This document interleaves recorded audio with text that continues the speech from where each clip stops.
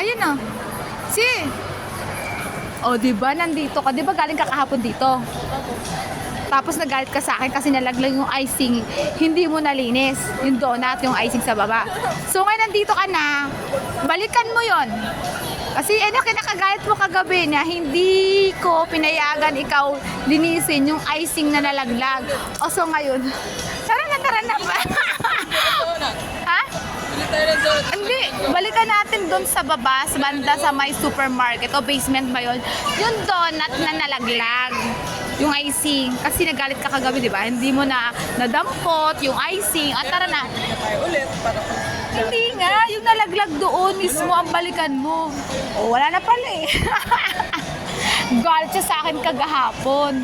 Galit na galit habang kumakain kami. Parang ewan. Kumakain kami, biglang tinapik yun. Bakit daw hindi namin dinampot yung nalaglag niyang icing? Oh, eh. My God. Charot lang. Ayan, tara, balikan natin. Sabi ko sa kanya, kung gusto mo pala damputin, sana binalik natin. Binalikan sana natin yung nalaglag na icing. O sige, balikan natin ngayon. Yay, babalikan ni Sisi yung icing na nalaglag. Tara na. Alam mo